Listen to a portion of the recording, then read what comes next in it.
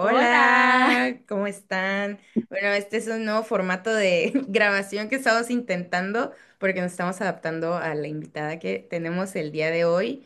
El día de hoy que sale el capítulo es 28 28 de de septiembre septiembre. ¿Qué se conmemora el día de hoy, Cris? es el Día Internacional por la Lucha para la Despenalización del Aborto. Y pues bueno, a pesar de que aquí en Yucatán recientemente este año ya se despenalizó, todavía hay varios estados de la República, como el estado de Guanajuato, que todavía no lo han despenalizado y ni siquiera lo pueden tocar dentro del Congreso.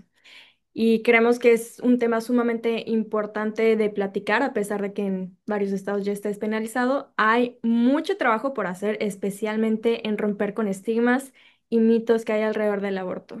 Ok, y precisamente por eso hablando de los mitos, pues va muy relacionado a México.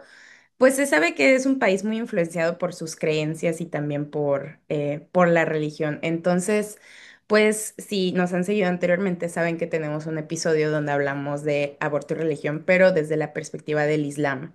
Entonces, hoy pues habíamos dicho que en un futuro queríamos hacer un episodio donde habláramos del catolicismo y el aborto. Entonces, pues enos aquí y tenemos una invitada que tuvimos el gusto de conocerla en el Senado porque compartimos espacio por allá. Y pues aquí está la maestra María Consuelo. Maestra, muchas gracias por estar aquí. Hola, muchas gracias a ustedes por invitarme. No, de nada. Bueno, Me da maestra, mucho gusto. nos quisiera comentar un poco de usted, pues de su trayectoria, lo que ha hecho con respecto al tema, por ejemplo, del aborto, o en general de su trayectoria en el feminismo profesional.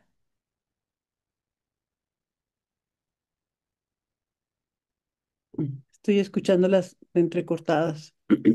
Ay, no. Ay, no. Las perdí. No. ¿Ya no se escucha? Ya volvieron. ¿Ya? Pero las perdí por un rato. eh, Yo sí, de pronto ya no las, ya Ay, quedaron paralizadas. ¿ya no se escucha?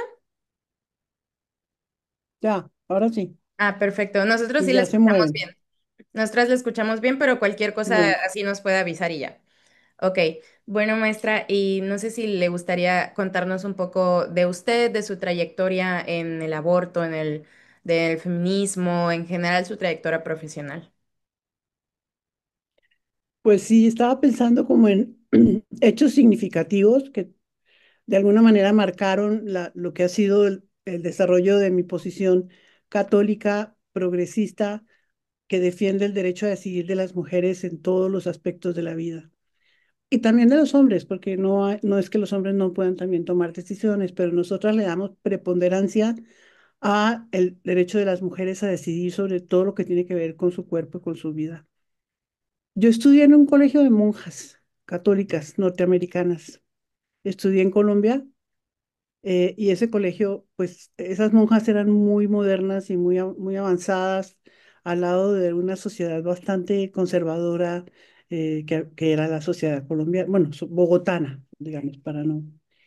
Y estas monjas, fue el tema la época de la teología de la liberación, y estas monjas se identificaron con los sacerdotes que estaban defendiendo la teología de la liberación, incluso algunos se fueron a la guerrilla a partir de esta defensa de la teología de la liberación y como de el planteamiento de que la iglesia no es una sola, la iglesia católica no es homogénea. Podríamos decir que hay muchas iglesias dentro de la misma iglesia porque hay posiciones distintas defendidas por distintos sectores de la iglesia. Lo concreto, para no hacer el cuento muy largo, es que estas monjas se pelearon con la jerarquía de la iglesia católica de Colombia en ese momento, y acabaron cerrando la escuela y pues defendiendo a estos sacerdotes y personas que apoyaban este movimiento de la teología de la liberación.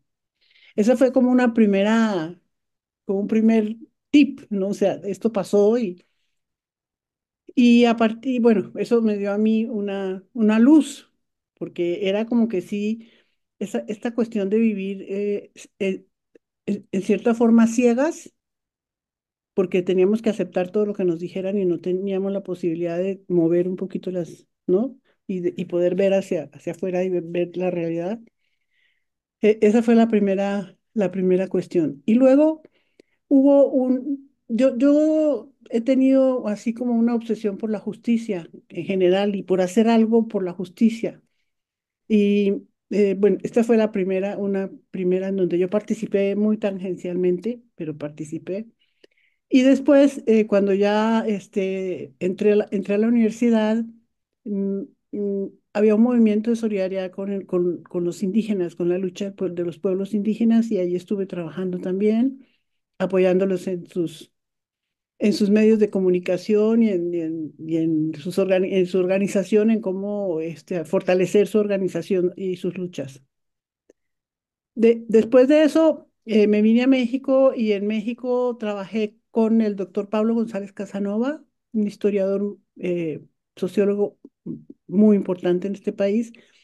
Y con él trabajamos en un proyecto que se llamaba Los Movimientos Sociales en México, y era como una reconstrucción de los movimientos sociales en el cual se incluyó el movimiento feminista, pero a mí me tocó, o yo elegí, no sí, yo creo que yo elegí el movimiento indígena. A partir de ahí, pues hice todo un trabajo de investigación con un compañero sobre el tema indígena, pero siempre con la justicia en la cabeza. Después de eso, estuve en Colombia un tío mío había fundado un centro de salud reproductiva. Oriéntame se llama, porque todavía existe, 50 años tiene, en donde el planteamiento era resolverle a las mujeres cualquier situación relacionada con un embarazo no deseado. Pero en Colombia el aborto era totalmente ilegal hasta hace 10 años, más o menos, 8 o 10 años.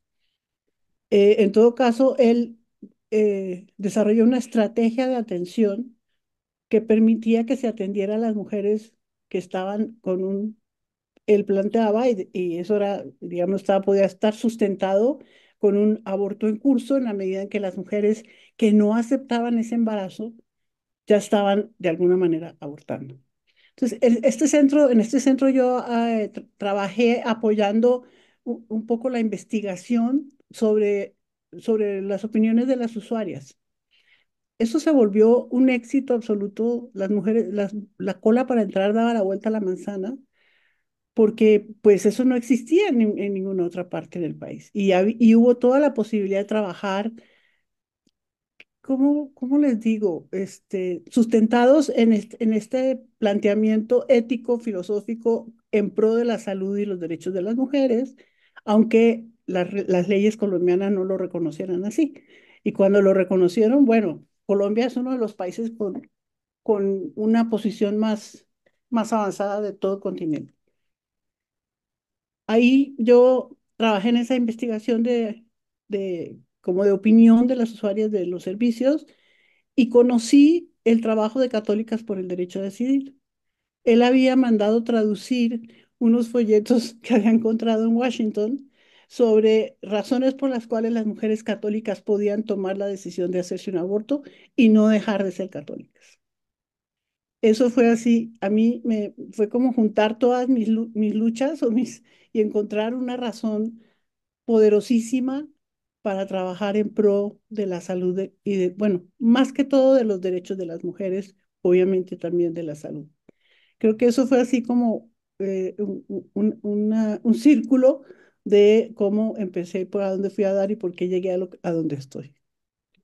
Wow, qué fuerte, ¿no? Fuerte, Qué no, de verdad, fuerte. qué fuerte. Y también en especial porque entendemos, bueno, yo soy del estado de Guanajuato y se sabe que es un estado muy conservador donde pues la religión cohabita. Sí, Eh, y recuerdo mucho cuando yo era joven y empezábamos por ahí a los 16 17 años a hablar de estos temas, de la sexualidad femenina, por ejemplo. Tenía muchas compañeras que estaban muy, por así decirlo, como en crisis personal porque decía, es que, ¿qué es esto? Pero es que también es pecado, pero es que Diosito, y es como de, a ver, cálmate, ¿no? O sea, si Diosito nos Ujú. creó a nosotros, pues sabe por qué hizo las cosas, ¿no? No, no sé, sí, era un tema completamente difícil de abarcar porque dices, ¿cómo puede cohabitar algo con lo que yo creo y que me dice que está mal, pero se siente bien? sí. Y fíjese que ahorita que usted estaba hablando, me llamaron la atención dos cosas, ¿no? Em, cuando dijo lo de la iglesia, que dentro de la misma iglesia hay distintas iglesias, eso me como que resonó mucho conmigo, porque algo que siempre decimos en el podcast en otros episodios, hacemos mucho hincapié en los diferentes feminismos que hay, ¿no? Que pues no hay un mismo feminismo para todas.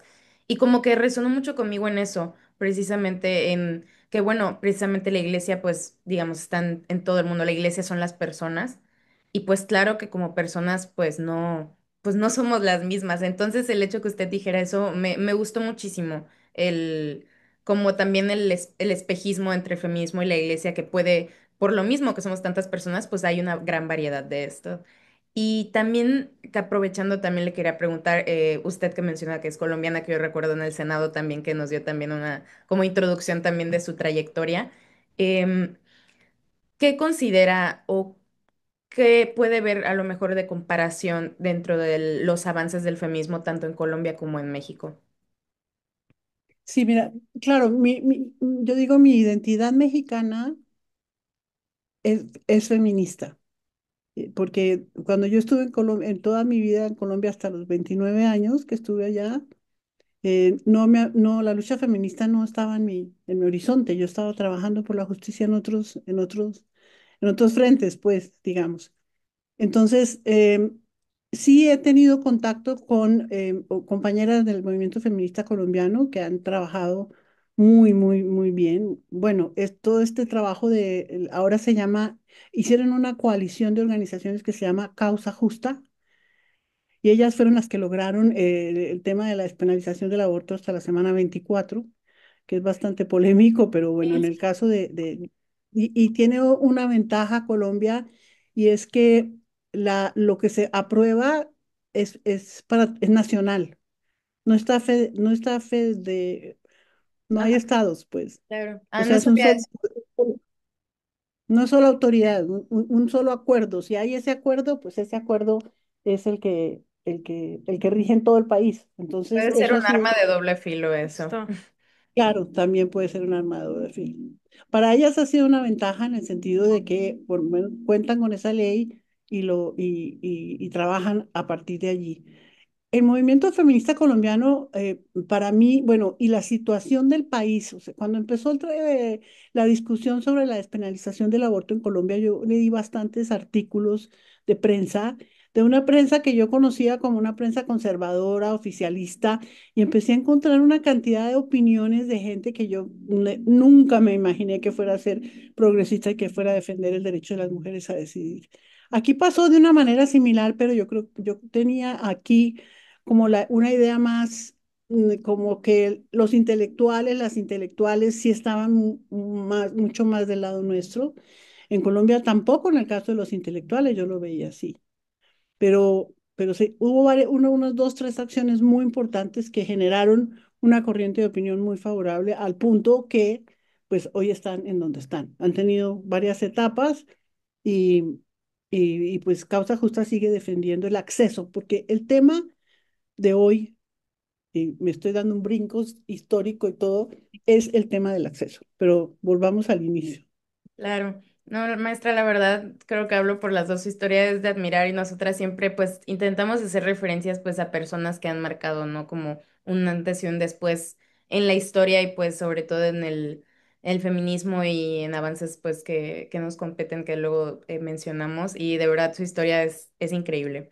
Este, Muy muy inspiradora. Muy inspiradora más que inspiradora. nada, sí, sobre todo a nosotras luego creo que pasa mucho como en las juventudes ahora, luego hasta nosotras con respecto al podcast y todo, luego perdemos un poco como El pues rumbo. el rumbo, la esperanza, la motivación y pues escucharla a usted y a otras personas, la verdad es como ese impulso, ese empujoncito que luego necesitamos también. Creo que es necesario escuchar este tipo de historias para entender en dónde estamos parados y volver a retomar el rumbo. Creo que ahorita vemos la situación de cómo está México, cómo está internacionalmente los demás países, ¿no? Y sentimos incluso hasta un poco de desaliento el decir de que, por ejemplo, en Estados Unidos, cuando quitaron la Roe v. Wade y todo, dices contras, o sea, hablando de el continente americano se supone es el pionero en cuestiones de lucha de derechos, libertades, y están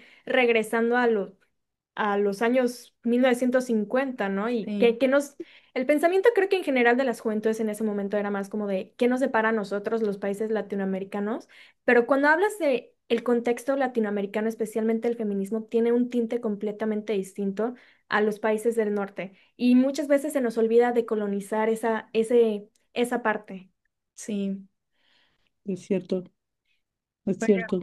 sí. Maestra, pues si le parece, pasamos al primer mito. Ujú. Ahí desmintiendo. ¿Quieres leerlo? Bueno, el mito número uno que más hemos escuchado es que el aborto es un pecado imperdonable. Platiquemos un poquito de dónde viene esta concepción de que el aborto es un pecado para empezar. Pues bueno, sí, esto que estás diciendo es una postura de la jerarquía de la Iglesia Católica, que no es toda la Iglesia, que surgió en 1869, cuando el Papa se llamaba, bueno, me voy a acordar. En ese año el Papa hizo una bula, que es como un comunicado, en el que decía que todo aborto era condenado, que las mujeres que las personas que tuvieran que ver con el aborto, porque no solo eran las mujeres, estaban condenadas, digamos que era un pecado y estaban condenadas al infierno, ¿no? Si eso no sé. Aunque en la Iglesia Católica, y esto es en toda la doctrina católica, existe el principio del perdón.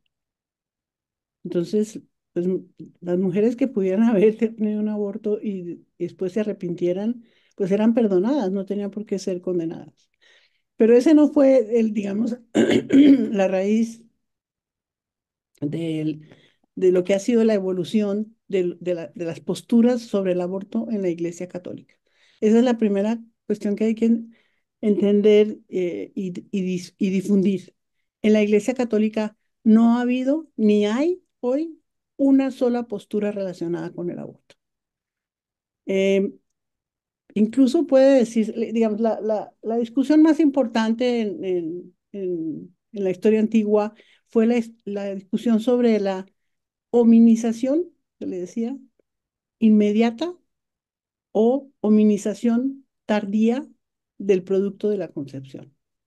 En esa época, pues no sé con qué términos se hablaba, pero ahora se dice, o sea, se ha venido diciendo que es eso. O sea, un óvulo fecundado es inmediatamente una persona o un ser humano o una persona, o es necesario que pase un tiempo para que pueda llegar a serlo. Y eso ahí se quiebra, digamos, esa es la punta de quiebre entre el tema de que si la jerarquía, que si la Iglesia Católica puede admitir o no esa administración tardía y por lo tanto la posibilidad de interrumpir ese proceso. San Agustín y Santo Tomás, aunque uno no lo crea, defendían la administración tardía del producto de la concepción. Y esto se mantuvo así hasta que llegaron Pío XII fue el Papa. No, bueno, digamos que fue Pío XII. Lo Luego buscamos en un ratito, no se preocupe. eh, en 1869 dijo, no, no, no, no. Como no sabemos, como no tenemos certeza, porque no podemos decirlo, entonces todo aborto es condenable. Y el principio, estos principios, entonces, por lo tanto, porque para volvernos al tema, porque si no voy a tocar todos los mitos de una sola vez. Entonces, por lo tanto, no se condena el aborto, y bueno, eso es muy importante resaltarlo. El Código de Derecho Canónico, que es la ley interna de la Iglesia, establece por lo menos 8 o 10 situaciones en las cuales las mujeres tienen derecho a abortar. Eso me parece importante compartirlo con ustedes. Aquí lo tengo, porque sí, les voy a decir, porque es impresionante cómo esto ha sido ocultado siempre. Entonces, por ejemplo, dice, excepciones para la aplicación de una pena cuando una mujer aborta, cuando es menor de 16 años, Ok. cuando ignoraba que infringía una ley, cuando actuó por violencia o de manera accidental, cuando actuó presionada por miedo, cuando lo hizo por necesidad, cuando actuó para evitar un grave daño, cuando actuó en legítima defensa y cuando carecía de uso de razón. En esas 8 circunstancias, las personas, las mujeres y las personas con capacidad de gestar, que es una reivindicación más o menos reciente, no pueden ser condenadas por la Iglesia.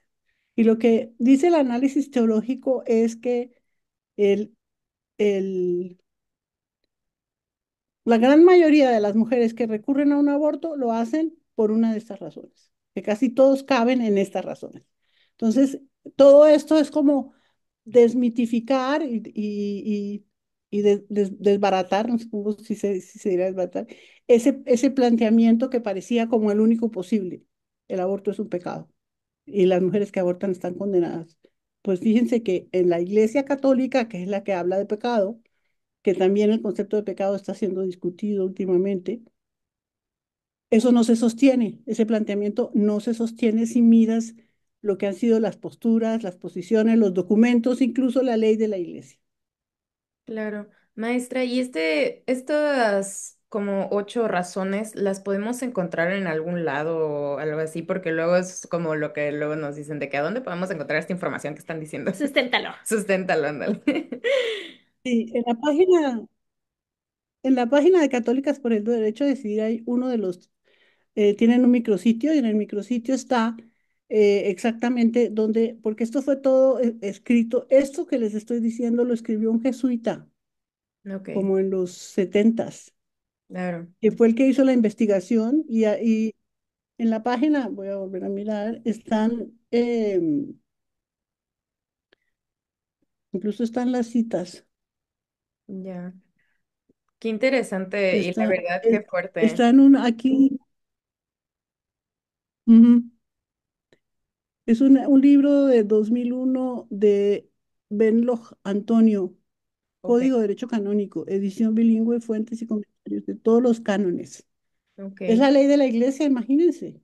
Sí, Fuertísimo, o sea, creo que a mí me resonó muchas partes de lo que mencionó, empezando por el hecho de la parte del pecado y cómo dentro de la Iglesia Católica supuestamente sí existe un perdón de los pecados. Entonces me parece un poco contradictorio que digan, sí, perdonamos los pecados, excepto el aborto. Es como de, es todos o ninguno, o sea, ¿qué es lo que los diferencia, ¿no? O sea, ¿por qué el aborto no? Pero, por ejemplo, algunos otros, vamos a llamarlo casos de violencia sexual, sí los pueden perdonar.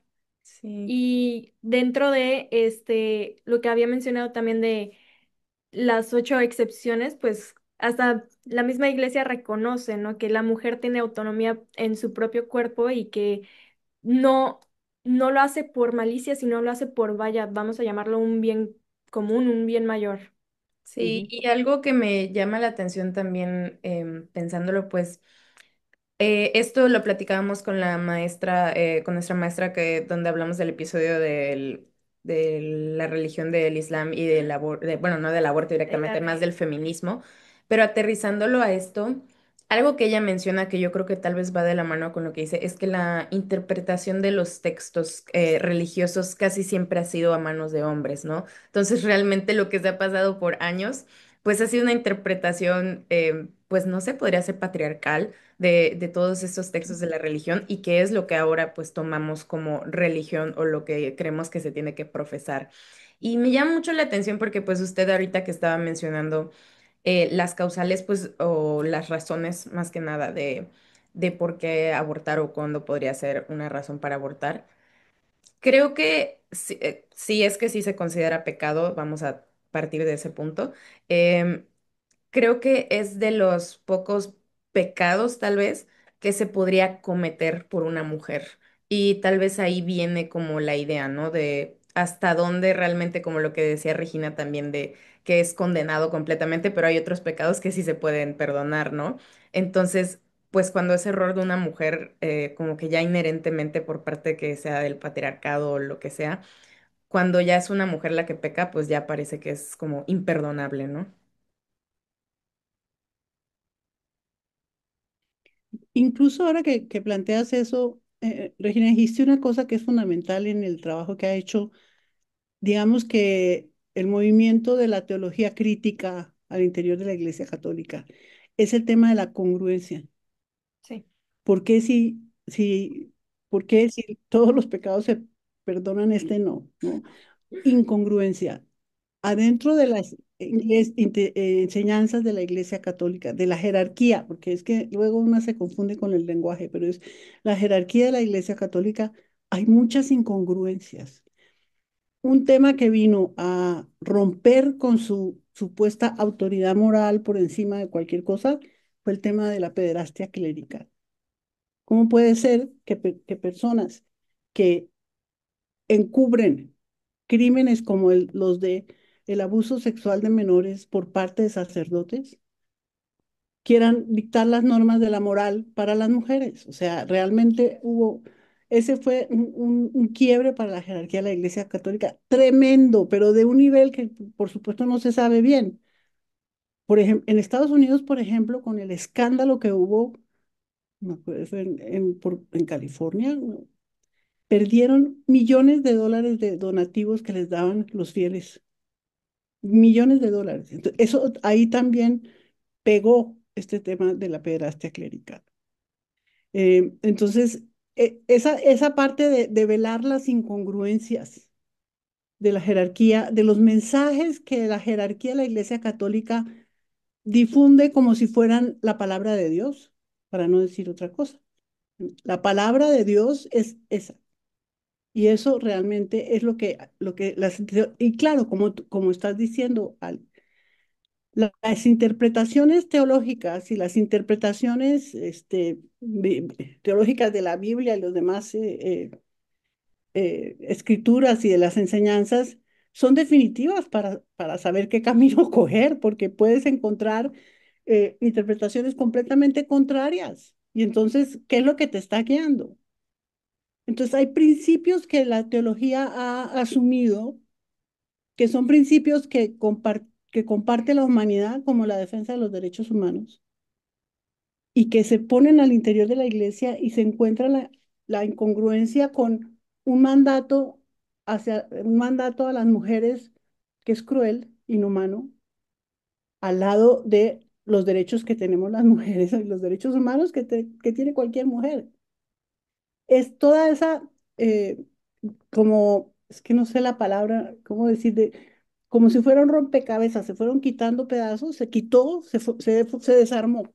Un desarme de eso que ellos consideraban que era pues lo máximo, Claro. que era la única verdad, la verdad absoluta. Sí. No hay Claro. verdad absoluta, de acuerdo con estas interpretaciones teológicas.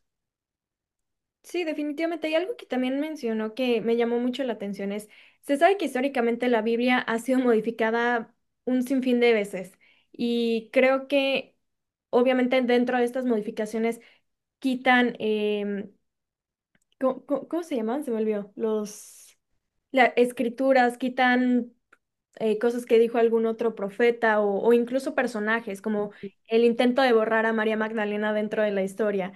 Y creo que parte de eso también como ayuda a alimentar la narrativa hegemónica que existe de lo que supuestamente, ¿no? Es o se interpreta por parte de la religión católica. Y creo que eso ha hecho que sea como un rompecabezas incompleto.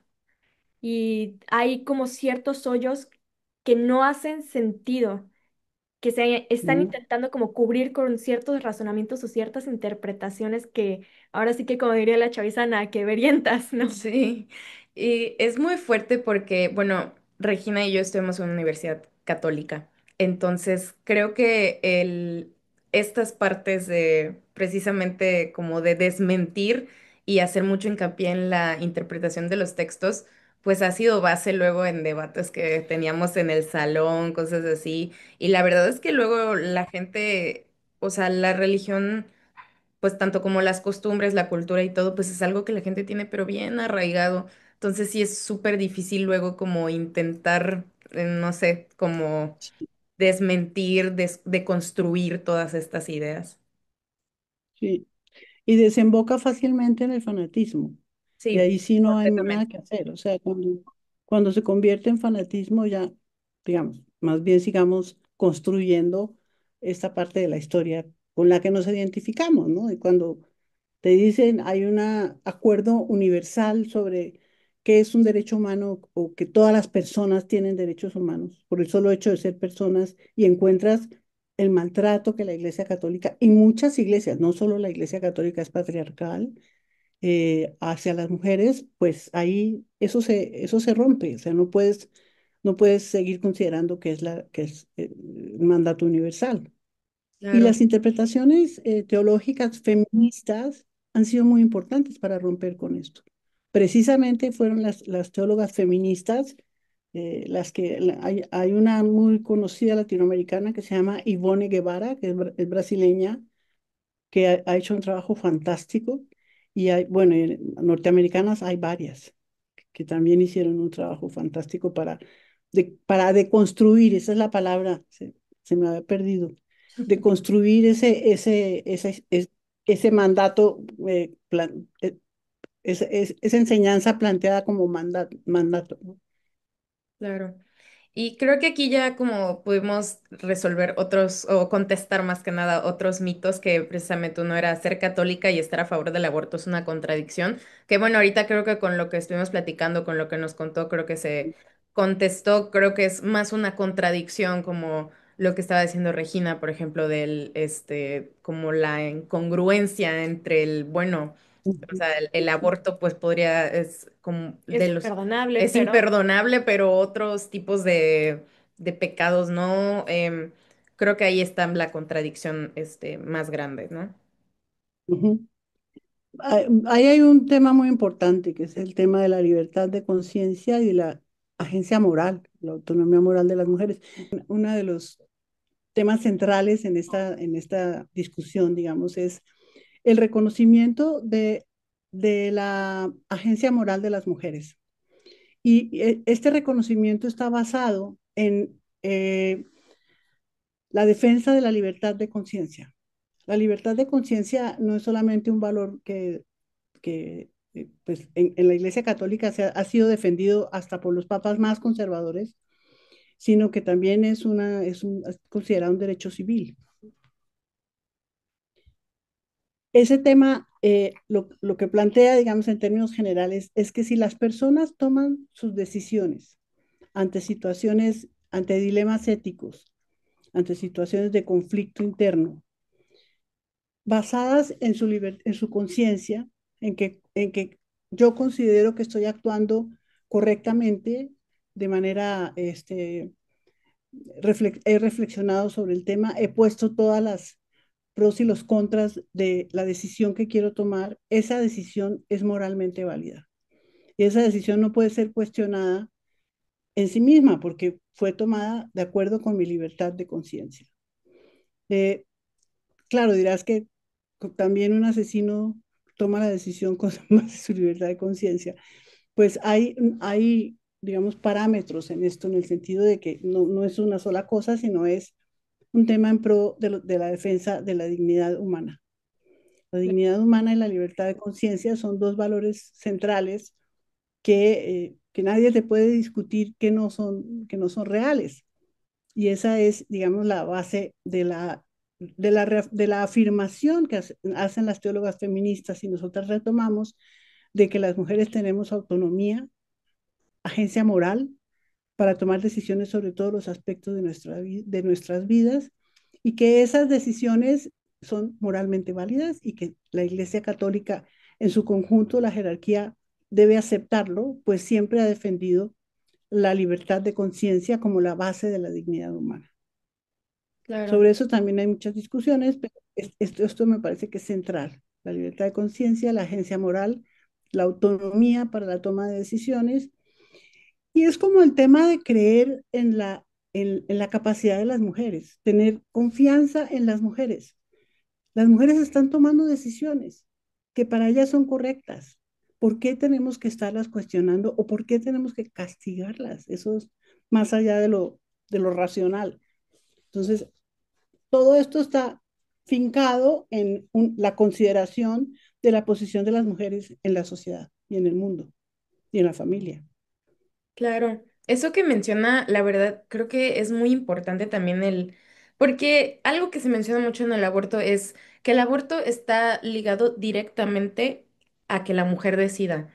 Y en esta sociedad patriarcal, en el mundo en el que vivimos, pues es que se condena completamente que una mujer decida. Entonces creo que pues de ahí viene también la parte de por qué se condena tanto dentro de la iglesia también. Creo que tienen miedo a que nosotras Claro. podamos decidir, elegir. Claro, sí, de hecho, ahorita que creo que también ya se respondió un poco, la Biblia condena directamente el aborto, que era el siguiente mito. También retomando un poco de lo que usted nos ha dicho, em, donde hablábamos de las interpretaciones, por ejemplo. Bueno, yo recuerdo precisamente cuando pues estaba tomando mis clases de catecismo, Ujú, que una maestra nos dijo eso, que el aborto nunca venía como tal en la Biblia, que era condenado. Y a mí dije, o sea, ¿cómo? Pues si toda la vida me han dicho que está mal. Y me acuerdo que en el librito que me dieron, que era como una interpretación de la Biblia, no lo decían como tal, pero era como ujú, Biblia para niños, algo así. Pero era pues una interpretación de la Biblia como más acomodada con lenguaje pues no tan rebuscado para los niños. Y ahí sí decía textualmente, el aborto es un pecado, que no sé qué. Y, y ya después yo dije, pues, ¿cómo? Y, y ya después, ya como en esas edades, como los 15 años más o menos, que es que uno empieza como más a lo mejor a leer más y a salir tal vez de su burbuja, que eso fue lo que me pasó a mí, eh, fue que yo investigué y vi que como tal no lo decía en la Biblia. Entonces no sé si usted tenga como algún comentario a lo mejor sobre eso, el hecho que en la Biblia como tal no se diga, pero aún así nosotros pues... Que sea como una Sí, creencia. que sea como una creencia muy común y que es como el escudo que en la religión, en el fanatismo luego se agarran de eso. ujú. En la Biblia no hay ninguna mención directa al aborto, ninguna, y mucho menos que el aborto quien recurra al aborto está condenado, eso no está planteado. En la Biblia hay una situación en la cual eh, hay un conflicto como personal entre dos familias y eh, el resultado de eso, no me acuerdo bien de los términos, pero es que una mujer embarazada eh, pierde el feto. Y lo que la Biblia dice ante esa situación, no sé si por un golpe, por una caída, por el hecho es que la mujer embarazada lo pierde.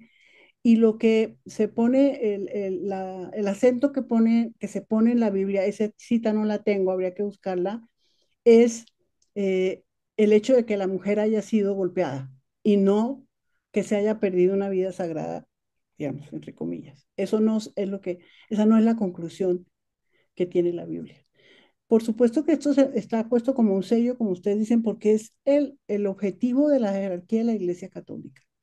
Es que las mujeres no tengamos derechos sobre nuestra vida, sobre nuestros cuerpos, que no podamos elegir, que no podamos decidir. Elegir o decidir nos hace personas. Recuerdo un planteamiento que hacía una de las colegas de católicas, decía, lo más tremendo, lo más triste o lo más sorprendente es que muchas mujeres se tornan personas a partir de la decisión de un aborto, porque es el primer momento en que ellas se dan cuenta que pueden tomar una decisión y que la pueden tomar de acuerdo con su conciencia y que no se sienten en conflicto con Dios. Ahí pasan a ser personas.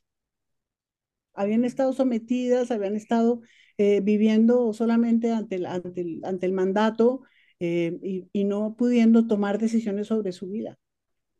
En el momento que toman esa decisión, se vuelven personas. Vale la pena en este punto hablar, por ejemplo, de la diferencia que hay entre la postura, estas posturas de los obispos, las que ustedes han nombrado como las enseñanzas oficiales, porque esas son las enseñanzas oficiales, eh, y la feligresía. En el caso de México, Católicas por el Derecho a Decidir hizo una encuesta sobre religión, política y sexualidad en México en el 2022.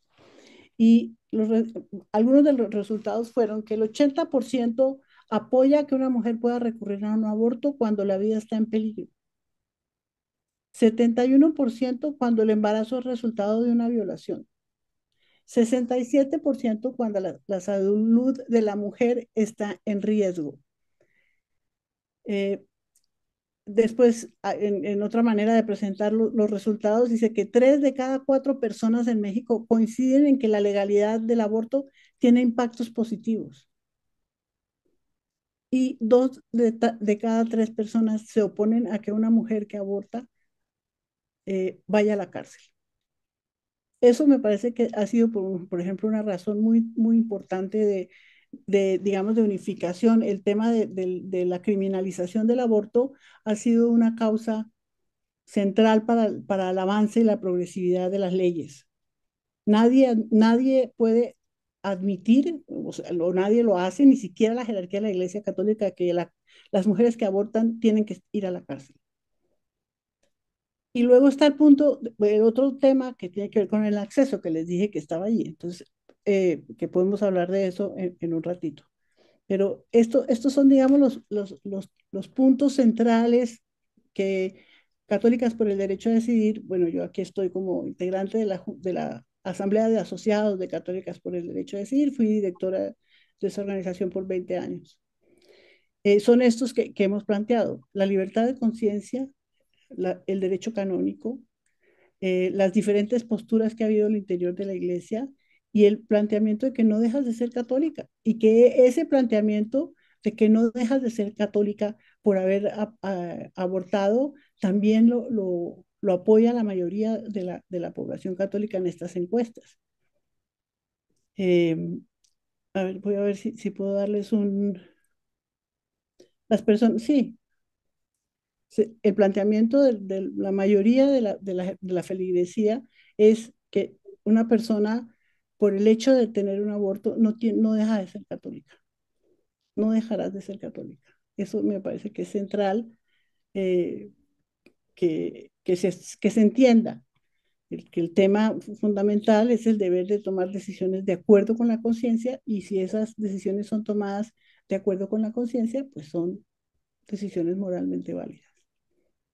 Claro.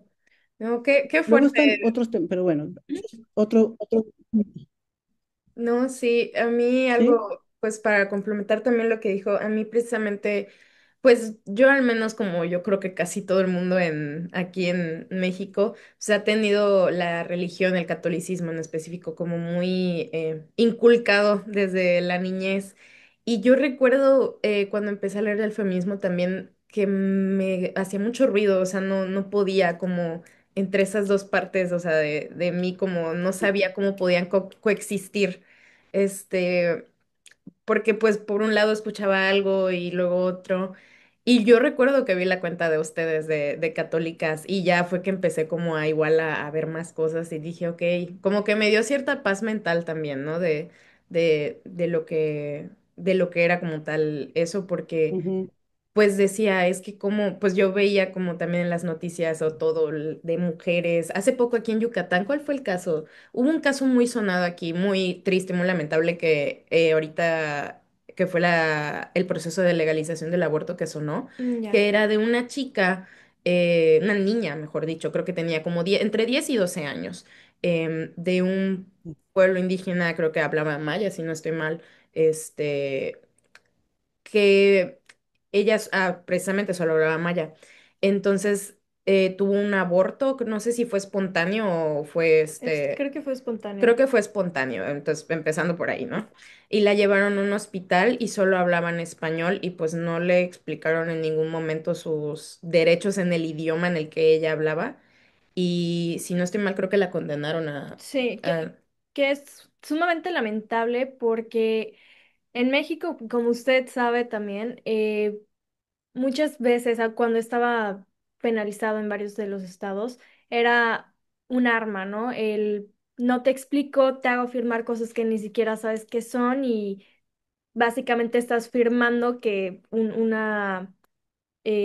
ay, se me olvidó la palabra, pero Ujú. estás aceptando que lo hiciste a propósito, ¿no? Consensuando. Consensuando que hiciste a propósito del aborto y muchas veces era como de no, o sea, era un aborto espontáneo porque tal vez venía a una zona donde no tenían los insumos médicos, no sabía que estaba embarazada, entre otras cuestiones, y cuántas mujeres no fueron condenadas por no saber hablar español. Claro. Y a mí algo ahorita también que estaba mencionando, por ejemplo, de las estadísticas de, que nos compartió ahorita, me llamó mucho la atención que, pues, o sea, que la gente votó más en cuando, que eso entendí yo, si estoy mal, corríjame, que las personas como votaron más cuando peligra la vida del bebé o el feto, el De la producto, pero mujer, De de la la mujer. mujer, de la mujer, ajá.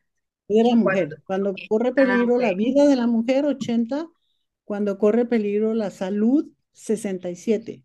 ok. Y cuando el embarazo es producto de una violación, 71%. Exactamente, gracias. Sí, precisamente, y el de la violación que quede como en segundo, no sé, o sea, a lo mejor había que analizar un poco más como el trasfondo de por qué estas estadísticas, pero se me hace muy fuerte también como que la violación quede como en el segundo lugar, que también eso es una idea que luego hemos intentado de construir, por qué la mujer Que ser violenta. tiene que ser violentada de alguna manera o que su vida peligre para que podamos considerar el aborto como una posibilidad. Esa también es una idea como muy, muy fuerte, ¿no? O sea, de por qué la mujer tiene que estar en peligro para poder decidir sobre su cuerpo. Y deja tú eso, creo que a mí lo que más me llamó la atención fue que esté en riesgo como parte de la salud de la mujer o algo, quede en tercer lugar y que sea un número sumamente bajo, porque estamos entonces asumiendo que esa es la consecuencia por embarazarte y que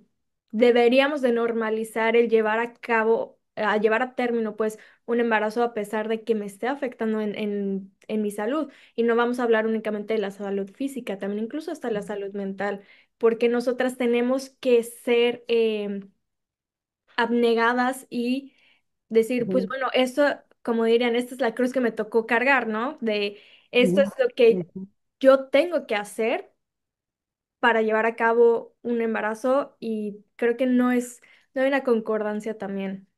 ujú. Bueno, tenías que hacer, Ujú. porque eso Sí. era la enseñanza tradicional clásica de que ya viene rompiéndose en la práctica, de construyéndose, como dijiste, Ale, bueno, digamos que en un gran porcentaje de la población mundial. Aunque yo digo que esta información y estas posibilidades las tenemos en general y en la mayoría, las mujeres que tenemos acceso a educación, a información, a conocimiento, pero que la mayoría de la población no la tiene. Es el caso de esta mujer indígena y son muchísimos los casos de mujeres indígenas y no indígenas a quienes se les hizo esta situación. GIRE, Grupo de Información en Reproducción Elegida, con quien yo también tengo una relación porque fui cofundadora, tiene unos relatos, unas historias fantásticas en su página web, están en video, sobre las mujeres a quienes se les violaron derechos en contextos relacionados con el derecho al aborto o con la maternidad, el tema de la maternidad subrogada también, pero también el tema de la violencia obstétrica, todo esto tiene que ver con, pero yo te digo, tenías porque precisamente ese rompimiento con ese orden, digamos, entre comillas, orden establecido en que la mujer estaba encargada de la casa, de la comida y de servir y atender al marido y a los hijos. Punto. Cualquier cosa que significara salir del ámbito doméstico se considera una transgresión. Y esa transgresión ya es mundial y es un factor fundamental en las economías de los países y en el empoderamiento de las mujeres. El hecho de que salgas de la casa y puedas, lo que les decía, me parece que es lo más dramático, que una persona, una mujer, se considere o llegue a considerarse persona porque pudo decidir hacerse un aborto. Bueno, pero así es, así puede ser cuando las mujeres están sometidas, pero ese sometimiento se está acabando. Y desafortunadamente, claro, yo digo que todavía falta bastante. Bueno, las estadísticas y de las que saben dicen que 200 años, pero, pero estamos viendo a las mujeres en una postura muy diferente hoy a la que teníamos hace 10 años, no más de 10 años. Sí. Entonces, una herramienta, un factor como de lo que ustedes hablaban al principio, de, que nos tiene que animar, que nos tiene que darnos cuenta de que esto sí se está moviendo, sí está cambiando. Y en términos, digamos, de la religión, es muy importante deconstruir ese mensaje como si fuera la voz de Dios, de construir eso. No es la voz de Dios. Dios está en todas nosotras, en nuestras tomas de decisión. Ese concepto de Dios de la teología feminista moderna es muy interesante, porque no es negar la existencia de Dios, sino qué tipo de qué Dios estamos hablando, del Señor con barbas y cetro que nos amenaza para que no pequemos. No, no. Eso no puede ser, digamos, el marco de la humanidad. Bueno, si hablamos de la humanidad hoy, bueno, ni hablar. Sí, Entonces, creo que esa parte que ustedes han estado diciendo es, ustedes lo tienen claro, o sea, se trata de que estamos rompiendo con ese cascarón, digamos, que nos querían. Y todavía la jerarquía de la Iglesia Católica y la ultraderecha tienen ese proyecto. Ese es el proyecto para las mujeres, esa es la concepción, porque esa es la que produce orden. Así sí, los niños y las niñas son bien cuidados y así no pasa nada porque las mujeres están. En cuanto más las mujeres salen de ese sometimiento, tienen su relación con Dios que a ellas les satisface y saben que su toma de decisiones es avalada por esa divinidad, más violencia se está ejerciendo contra ellas. Porque esa aceptación, la aceptación de parte de la sociedad, no solamente de los hombres, sino de toda la sociedad, de que las mujeres eh, tenemos libertad de conciencia y tenemos dignidad y tenemos derechos y los estamos haciendo valer. Y cada pasito que damos para hacer valer un derecho está en riesgo, digamos, de que se convierta en una agresión. Eso, pues, es aquí de liberaciones mías, pero eso es lo que estamos viendo que está pasando. La violencia ha aumentado muchísimo porque los hombres no toleran que las mujeres les digan que no. sí, Muchos de los feminicidios tienen que ver con que la relación se acabó porque la mujer decidió no aguantar más la violencia al interior de su casa. Entonces, sí, bueno, pero eso ya es el extremo. Hablando de los valores religiosos, el tema es ponerlos en el marco, en primer lugar, de la misma doctrina de la iglesia. O sea, la misma doctrina de la iglesia católica te da las herramientas para desmitificar todos estos mitos. Más o menos tú los has mencionado, Ale, pero es admirarlo al interior de la doctrina de la Iglesia Católica y de la historia de la Iglesia Católica y de las enseñanzas de la Iglesia Católica, que puedes eh, entender y deconstruir el peso que tienen los argumentos de la teología feminista progresista que hablan de la humanidad y de la integridad de las mujeres. Y es a partir de ahí, las mujeres y podemos ser católicas, por supuesto que no tenemos que pelearnos con nuestra fe, si nos peleamos con la jerarquía, eso sí. claro. O sea, si hay esa deconstrucción significa, eh, pues no obedecer a ciegas, ni mucho menos a personas que han defendido la pederastia clerical Por y supuesto. que han además, le han dado además a Jesucristo y a María Magdalena, los han convertido en otra cosa. Hay todo un movimiento de estudio del papel que tuvo María Magdalena en la historia de Jesús, en la vida de Jesús, y o sea, incluso se plantea que Jesucristo no le dijo a Pedro que sobre esa piedra construyera la iglesia, se lo dijo a María Magdalena, Sí, y por eso a María Magdalena la han negado y la han han borrado, atacado y la han de claro. esa manera. Sí, Entonces, completamente. es No, como sí, nosotras, como mujeres, sentir que estamos recuperando espacios, estamos recuperando momentos para poder ser lo que queramos ser. claro.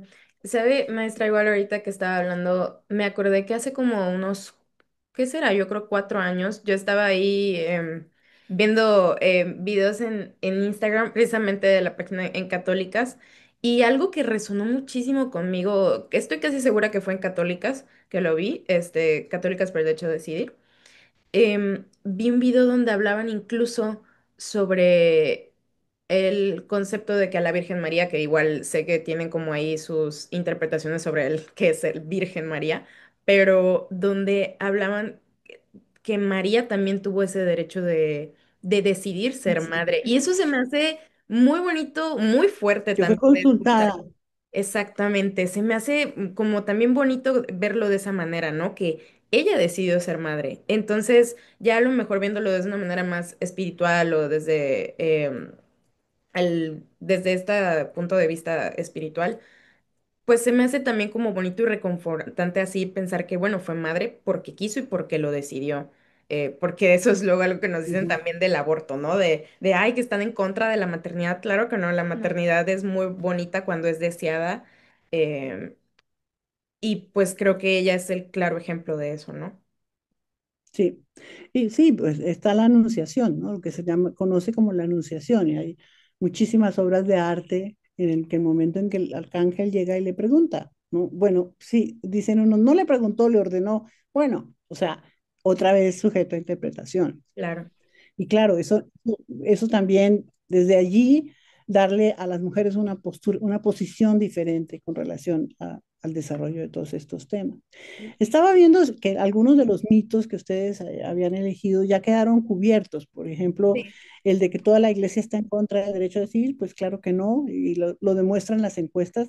Católicas ha hecho como 6 encuestas cada 3 años o algo así. Eh, eh, el feminismo y la fe no pueden convivir, pues claro que sí pueden convivir, porque el objetivo es, digamos, cuando ves que el objetivo de la fe es recrearte y creer en ti y empoderarte y poder partir de una base firme, pero eso no quiere decir que tienes que doblar todas tus ideas y tus deseos para poder ser católica. No. Y luego, el aborto es asesinato desde el momento de la concepción. Ese es el otro que les decía yo, que parte de este planteamiento de creer en que para que el feto sea humano tiene que pasar un tiempo. Entonces, no hay, desde el origen de la tradición, no está el planteamiento de que el aborto, de que el óvulo fecundado es una persona. La misma eh, jerarquía no lo reconoce así y consideran diversos estos casos del Código de Derecho Canónico que plantea como excepción, pues ahí no está, ahí está pasando por encima de este planteamiento de que el aborto es un... Luego, el aborto va en contra del mandamiento de no matarás, pues no, porque no es una persona. Exacto. Eso es muy importante también hacerlo.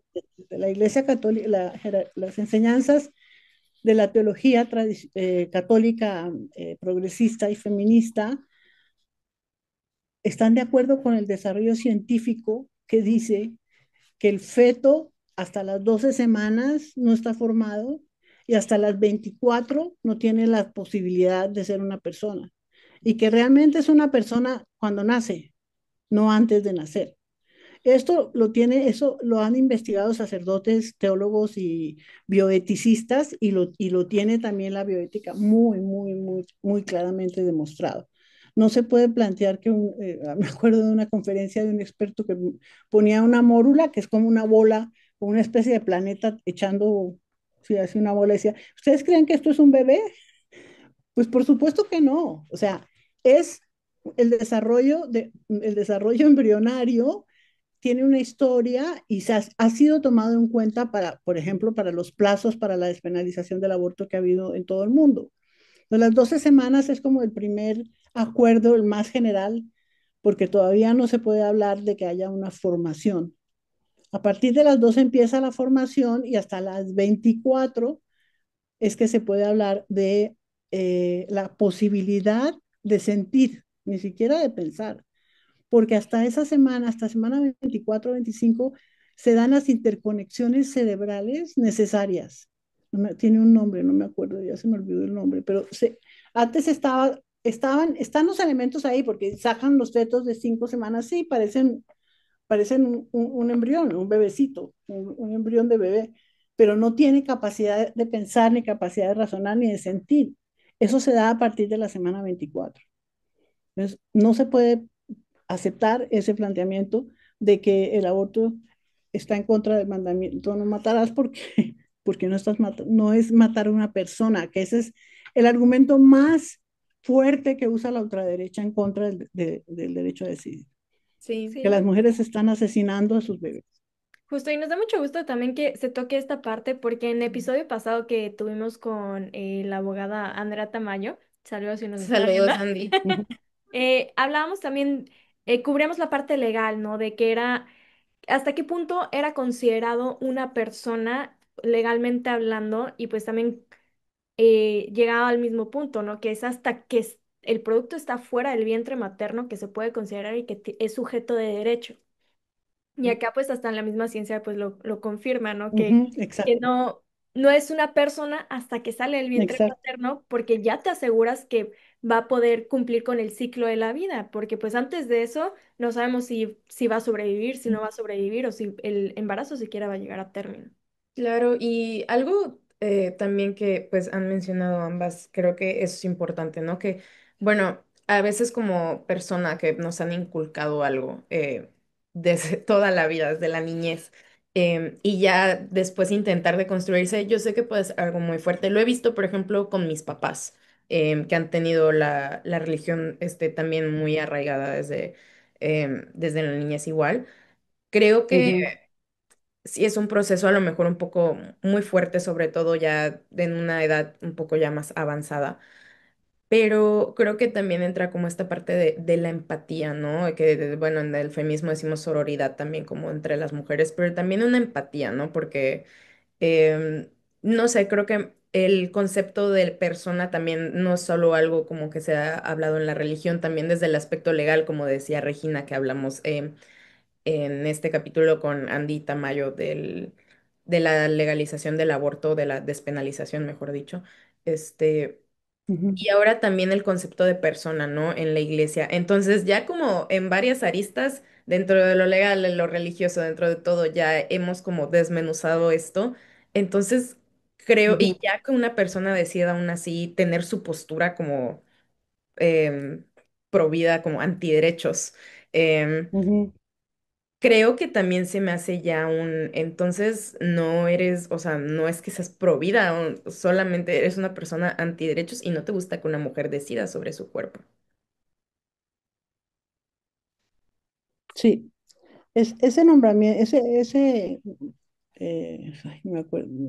Bueno, de llamarse provida es una falsedad, pues es como, es porque pues nosotras somos provida, ¿no? Entonces, por eso, sí, muchos se ha socializado el hecho de que no hablemos de provida, sino de antiderechos, porque o sea, Exactamente, realmente ese es el punto, ¿no? exactamente. Y entonces, pues ahí va otro mito, que es el ni que el aborto es asesinato desde el momento de la concepción, como desde el momento de la concepción, pero así está planteado. ¿El aborto es asesinato desde el momento de la concepción? Pues por supuesto que no, porque ese es el mismo, no es un principio, es el mismo hecho de que un feto, de que un óvulo fecundado no es una persona, ni puede ser hasta el desarrollo embrionario hasta la semana 24, Claro, según la bioética moderna. sí, Y el tema de la excomunión es otro tema.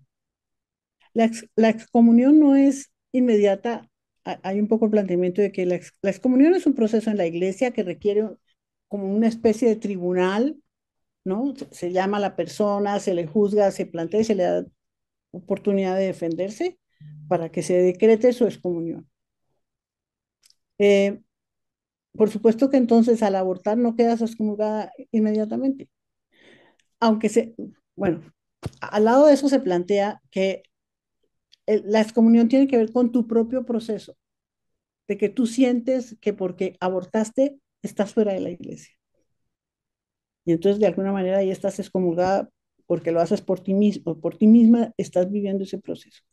Entonces, por eso es tan importante entender que no es un hecho que lo saca completamente, claro. que la saca de la iglesia de ninguna manera. Eh, el tema del infierno, ese es otro. Está muy fuerte No ese, sé está si muy fuerte. ustedes vieron, pero hace ya unos años, eh, creo que fue no sé si fue el Papa Francisco o fue antes, se planteó, creo que fue el Papa Francisco, que ni el cielo ni el infierno existen. No hay cielo, no hay infierno. El infierno somos nosotras mismas o nosotros mismos. Y el cielo también, o sea, de alguna manera. Que es como esta cosa de la relación con la divinidad, ¿en dónde la pones? O sea, ¿qué es este tema del purgatorio? Pues, ¿cómo? Todos esos planteamientos están fincados en la creencia de que es un sistema autoritario, patriarcal, mandado por este señor barbudo con cetro, que manda a las personas al infierno a quemarse vivos y a las otras al cielo a vivir en una nube de felicidad y a los que no se pudieron bautizar, no, eso sí ya se rebasó completamente por parte de la misma iglesia, eso del limbo, eso ya no existe, pero ni tampoco el cielo ni tampoco el infierno. O sea, hay toda una renovación en los documentos de la Iglesia Católica que para tratar de acercarse un poco más a la realidad. Hay mucha gente muy sabia al interior de la Iglesia Católica. En general, los obispos, los cardenales han estudiado mucho, mucho, los sacerdotes también, pero fincan sus posturas en sus creencias, ¿no? Y asumen un camino cada uno. Uno de los caminos más eh, loables, más valiosos que han seguido los ministros de la Iglesia ha sido el de su compromiso con la justicia social.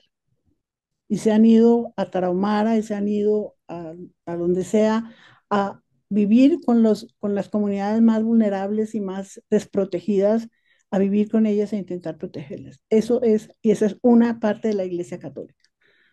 En México hubo un movimiento muy fuerte. eh, bueno, Samuel Ruiz fue la última expresión, digamos, de lo que se inició con el llamado el obispo rojo, Sergio Méndez Arceo, el obispo de Cuernavaca. Y ya averigüé cuál fue el papa que puso la bula de 1869. Pío noveno, no era Pío XII, era Pío noveno, Wow. a quien le encontraron además una cantidad de quejas. Pensar que estos sacerdotes y papas son personas con todos sus defectos y con todas sus virtudes. Y que son hombres No, no también, que son hombres y que hombres, estamos en un son sistema hombres, sí. patriarcal. Creo que hace mucha Además, Creo que hace falta mucho esa visión de que ni los obispos ni los padres son unos santos, a final de cuentas son personas y creo que hay que tener esta visión tal vez un poco más humana de lo que es la religión, porque el ser humano no es perfecto, por lo tanto la iglesia no es perfecta y siempre va a Exactamente. haber un espacio para poder mejorarla. Y pues parte de ese mejoramiento también incluye vaya la redundancia, y hay parte del mejoramiento pues es la inclusión de la mujer dentro de la religión y todos estos avances sociales que ya tenemos como, pues la iglesia a final de cuentas está hecha por las personas son humanas y no son perfectas y por lo tanto no es perfecta la iglesia y se puede mejorar. Y parte de este mejoramiento también es incluir a la mujer dentro de los procesos de la iglesia, tener un mayor involucramiento y también como cambiar esta perspectiva y estos roles para que se ajusten a las nuevas realidades. También hay que recordar esa parte, ¿no? En qué momento histórico empieza y se va desarrollando la iglesia, no solo la iglesia católica, sino pues todas las religiones. ¿Qué momento y qué estaba sucediendo dentro del contexto y social que al final terminaron determinando, porque pues a final de cuentas también sigue siendo un espejo de en dónde estábamos en la sociedad, así como ahorita es un espejo de lo que está pasando en la iglesia, en la sociedad, pues también es viceversa. Claro. cierto, muy cierto el tema de contextualizar de reanalizar sin que eso te impida, si es tu deseo, tener una ilusión sobre la divinidad, etcétera, ¿no? Sobre todo valores que están asociados a esa creencia. Pero lo que no puedes aceptar es que lo que está coloreado por esa creencia vaya en contra de los derechos humanos de las personas y específicamente de las mujeres. Entonces, de esa manera, y menos aún cuando las personas que están proclamando esa verdad absoluta son encubridores de violadores de jóvenes, de niños, de los miles, casi millones de niños en el mundo que han sido violados por sacerdotes encubiertos por la jerarquía de la Iglesia Católica. Eso les quita toda autoridad moral para decir que nosotras somos unas pecadoras. Porque no solamente, pues, de alguna manera, el tema de que pecamos porque decidimos un aborto es que pecamos porque decidimos ser personas autónomas, tomar nuestras decisiones, las que queramos en el siglo XXI. Y no, una cosa que encontré ahorita del el mito tiene que ver con, espérame, es que me pareció muy interesante hablar de otra verdad, de otro cuestionamiento que tiene que ver con, al reafirmar la autoridad moral de las mujeres, estás de alguna manera, que tiene que ver con el tema de la culpa, Mm. que mucho de lo que podemos decir en esta propuesta que Católicas difunde, para mí fue importantísimo encontrarla. Es el tema de este de reforzamiento de la culpa, Muy importante. ¿no? Sí. Que es bastante... sí. El- y finalmente,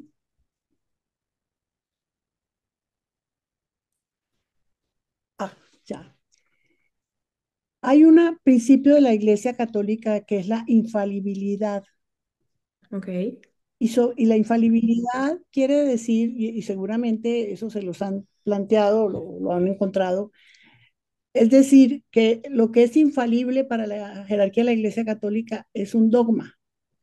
Y las enseñanzas sobre el aborto nunca han sido declaradas infalibles. No son dogmas. No ha habido ningún papa que haya hecho se considera una necesaria una declaración ex cátedra para afirmar que esas enseñanzas morales son verdades absolutas. Claro. Y cuando esa situación existe, la misma tradición acepta diversas formas de interpretar y valorar la conducta de la feligresía católica, tomando en cuenta sus circunstancias, que era de lo que ustedes están hablando. Ya. Igualmente Entonces, esto importante. también relativiza totalmente el planteamiento, ¿no? De que, y eso está reforzado con el tema de la agencia moral y del hecho de que las decisiones se toman en libertad de conciencia, en el uso de la libertad de conciencia, que es la base de nuestra dignidad. Claro. Y cuando les estoy hablando de esto, no les estoy hablando de teología feminista, sino de planteamientos de la misma jerarquía, que no, pues que por supuesto que no lo sacan al público. Qué Claro, fuerte. sí, muy fuerte. Y pues gracias maestra y pues igual pues como para ir cerrando queríamos preguntarle, que siempre nos gusta como concluir con algo, ¿no? Con un comentario, no nos gusta cerrar así nada más, de golpe. Pues no sé si usted tenga a lo mejor algún mensaje para nuestras oyentes. Nuestros oyentes son más que nada gente, pues a lo mejor entre nuestras edades, 30 por allá, luego una que otra persona tal vez más grande. Pero pues está más enfocado a las juventudes. Usted desde su perspectiva, sus vivencias, lo que nos acaba de compartir de sus experiencias muy valiosas, ¿qué mensaje le podría dar como a las juventudes que intentan coexistir con su fe, con la religión y con el feminismo? Yo les diría un poco lo que planteaba Regina, que se pongan en el contexto actual. Y en el contexto actual, ¿cuál es la circunstancia que rodea a la juventud? Y a la juventud se le han abierto muchas posibilidades. Entonces, para que aprovechar todas las posibilidades en beneficio de, digamos, del bien común, pero en esa medida no aceptar imposiciones de una manera, cómo es que calladitas se ven más bonitas? No, no aceptar imposiciones, no aceptar imposiciones, siempre preguntarse la razón de lo que te están diciendo, activar la curiosidad, preguntar y preguntar, esa es una actitud fundamental. Y para mí, bueno, el hecho de poder compartir esta postura de la religión católica, eh, porque es parte de la religión católica y de la iglesia, no es como que no es homogéneo, es en beneficio del bien común, porque hemos recibido en católicas muchas opiniones de mujeres a través de las redes de agradecimiento, por sentirse, por dejar de sentirse culpables, por poder vivir una vida tranquila a pesar o con la decisión con haber tomado la decisión de hacerse un aborto. Y que el tema de la confianza en sí mismas, cada una de las personas, de las jóvenes, de los jóvenes que hoy están buscando opciones de vida, siempre tienen que pensar que cada persona es valiosa en sí misma y que puede haber diferencias y que hay que encontrar cómo, cómo unir esas diferencias o cómo compartirlas, pero poder tener claro, digamos, un objetivo final. Yo creo que una tarea fundamental en este momento para la juventud es el tema de la construcción de la paz. Estamos en un momento muy difícil en el mundo y también un poco la Iglesia Católica tradicional ha trabajado mucho por la paz y estamos en este momento en eso de una manera muy aguda y muy preocupante.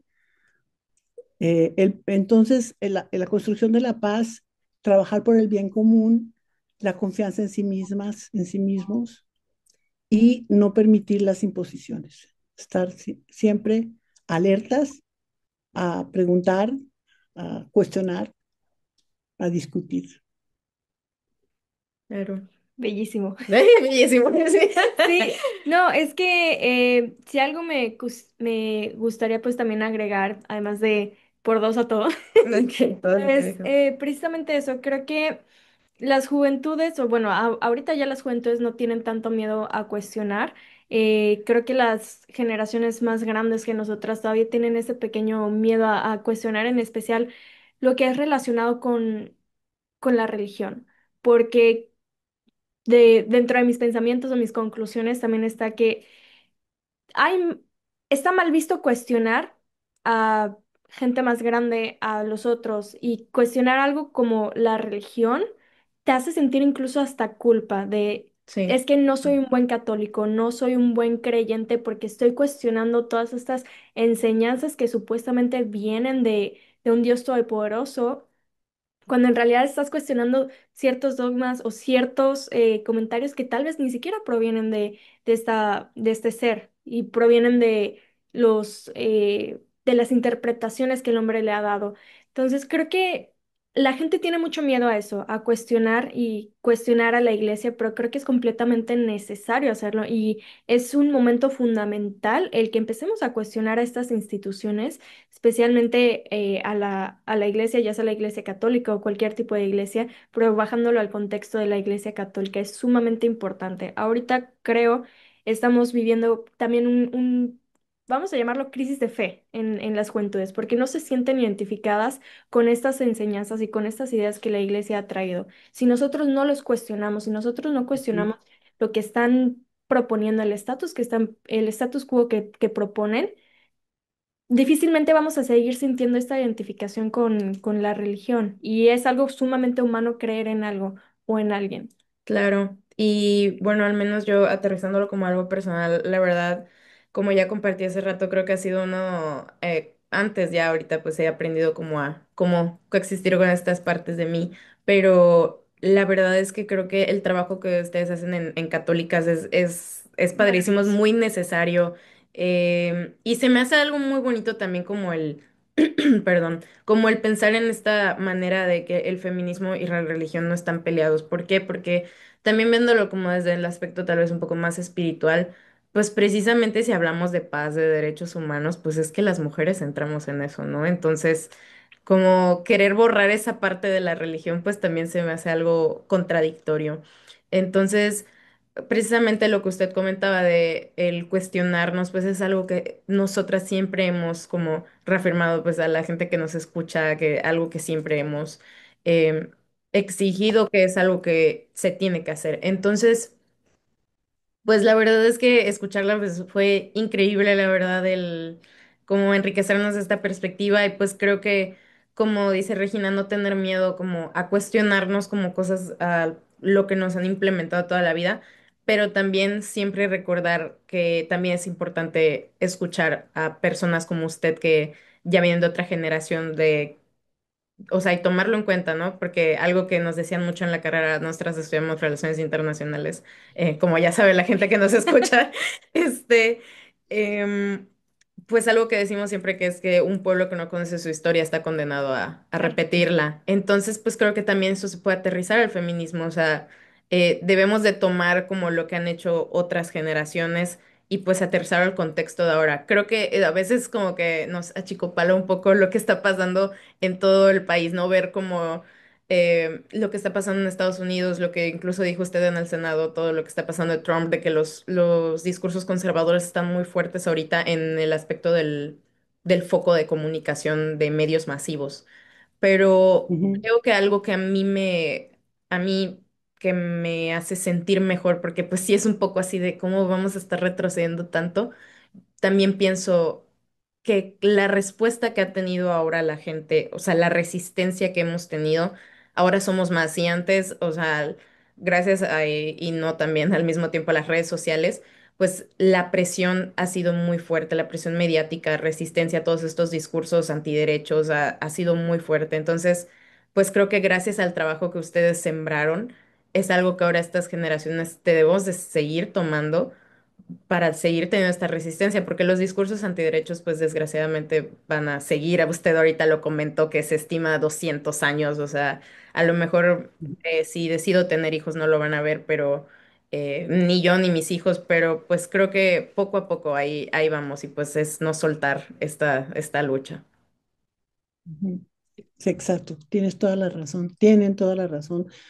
Yo les agradezco muchísimo porque los comentarios que hemos podido intercambiar, también me doy cuenta de la medida en la cual sí, en la educación que ustedes han tenido, en la formación, en su circunstancia específica, han adquirido muchísimos elementos para poder asumir esta causa y esta defensa. Y, pues también pensaba que es importante poner énfasis en que hay unos principios rectores, ¿no? Que es el tema de bueno, si es el bien común, la justicia y los derechos humanos, ¿no? Porque si no, pues cualquier persona puede decir, bueno, pues yo también voy a actuar de acuerdo con mi conciencia y los resultados van a ser otros totalmente diferentes. Y sí, la juventud pues tiene un papel importantísimo. Yo sí creo que desde ahora, ¿no? Y lo está teniendo cada vez más. Cada vez más la juventud está asumiendo, está, le ha caído, es que no sé cómo decir, le ha caído el 20, se ha dado cuenta de todo lo que puede hacer en beneficio de ellos mismos, de ellas mismas, ¿no? Porque también se vale, ¿no? Se vale que estamos trabajando por un futuro común eh, en donde el bien común, el bienestar, no sé cómo plantearlo de manera más general, sea la norma. Y yo no quería despedirme sin darles, por supuesto, la referencia de la página web de Católicas por el No, Derecho a por Decidir, supuesto. que es Adelante. muy sencilla, católicasmexico.org. Y que por favor, y que bueno, quienes escuchan este mensaje, busquen Catolicadas, que es una serie de 100 episodios de 3 minutos y medio cada uno sobre todos estos temas, actuados por un sacerdote tradicional y una monja, Sor Juana, una monja revolucionaria, cuestionadora, feminista, maravillosa. Porque eso te permite verlo y te permite difundirlo en un lenguaje mucho más accesible. Dense una mirada a la página de Católicas, da muchas opciones para poder avanzar y por supuesto que está Católicas por el derecho a decidir en disposición de cualquier cosa de capacitación, materiales, etcétera, que a ustedes les interese.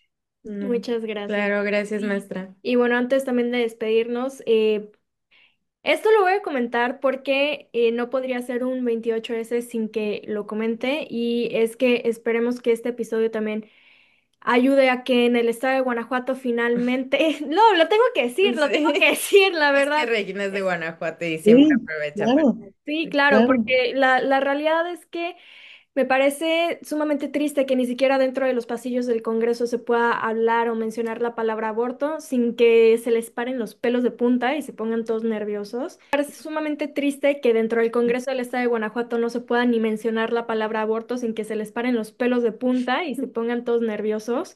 Y espero que este episodio les ayude mucho a las juventudes guanajuatenses a seguir tomando estos espacios, a seguir tomando el espacio del Congreso y seguir haciendo presión a sus legisladores para que finalmente se despenalice el aborto. Será sumamente triste y Guanajuato, el estado de Guanajuato, caerá en vergüenza en ser el último estado o de los últimos estados en despenalizar el aborto y estar en el lado incorrecto de la historia, estar del lado de los antiderechos. Claro. Entonces, un 28 de septiembre más recordando y subrayando la importancia de que se siga discutiendo este tema a pesar de que hayan estados en donde ya se haya despenalizado y más importante en los estados donde todavía sigue siendo penalizado el abortar. Claro, ya hasta Yucatán les ganó. Ya Ya, sé que te ganó. ya les ganó. Sí. Bueno, pero la votación que hubo en Guanajuato fue por un voto, Justo, uno. Ya, justo, ya justo. casi, Entonces, ya No, casi. y me da mucho gusto que, o sea, esto va a sonar muy mal, pero me da gusto que haya sido un voto y ya no haya sido una cantidad infinita de votos que sí, lo hayan exacto. retrasado. Entonces, la lucha sigue y lento pero seguro, y estoy segura que a la próxima que se vuelva a discutir, ahora sí va a ser el año en donde se despenalice el aborto. Mientras tanto, todavía hay mucho trabajo que hacer para que llegue el Estado a ese punto. Exacto. Y también para los que siguen en proceso, que era lo que estábamos hablando con Andy, en la legalización también no solo es que ya se legalice como tal, sino también que se palpe, tiene que salir en el diario estatal, si no estoy mal. Diario oficial. En el diario oficial tiene que salir, No, o la sea, Gaceta, la Gaceta. sí, no porque, o sea, no porque ya salga en redes que ya es legalizado, o sea, tiene que haber un proceso. Entonces es no soltar, o sea, aunque ya sea ya, porque hay gente que dice que ya porque se aprobó en todo México, ya ese ya es el fin. No, claro que no. No, pero además lo que sigue, en el momento en que estamos, y lo dije al principio y no quiero dejar de reiterarlo, es el tema del acceso real de las mujeres a Exactamente. los servicios. Porque la despenalización, que ya tenemos en 23, 25 estados, Ujú. Sí. no significa el acceso inmediato. Entonces, el trabajo de hoy es, sí, terminar, que se acabe de despenalizar en los estados que falta y trabajar por la instrumentación de la ley, porque el acceso sea real en los estados en donde, por ejemplo, en el caso de violación, en todos los estados es legal. Y otra cosa que les quería recomendar es lo de las sentencias de la Suprema Corte. Esas sentencias que hubo en el 2023, ¿sí? Son impresionantes. Gire ha hecho mucho trabajo sobre las sentencias. Hay unas publicaciones que son cortitas y que están online que se llaman paso a paso en la corte, paso a paso. El trabajo que tiene Gire es fundamental. Ellas están trabajando mucho con este tema de las sentencias, pero esas sentencias están por encima de cualquier ley. O sea, de acuerdo con esas sentencias, en ningún aborto en todo el país puede ser criminalizado. Ni se puede discutir, ni se puede decir que la vida empieza desde el momento de la concepción, porque no. Y es una sentencia de la Suprema Corte. Entonces, eso me parece que es una herramienta muy importante que hay que ver si a partir de los libros de Gire se puede socializar más, porque es mucho más accesible. Claro. Claro, pues bueno, pues muchas gracias, maestra, de verdad por todo. No, Valoramos muchísimo muchas que su paciencia también. Yo sé que luego es, por esta plataforma a veces es poco, es muy gracias. complicado, pero pues muchas gracias. Nada. Yo sé que también a nuestros jacarandites, así les decimos, van a valorar muchísimo todo lo que compartió con nosotras. Y pues aquí abajito siempre ponemos las redes sociales para que la sigan de Católicas, todo lo que nos acaba de compartir. Y pues muchas gracias, maestra, lo valoramos mucho. Ojalá podamos Ah, compartir gracias otro a espacio en el ustedes. futuro. Bueno, Bueno, gracias, abrazos gracias, y maestra. nos vemos los demás en el siguiente episodio. Sí, Hasta bye. luego.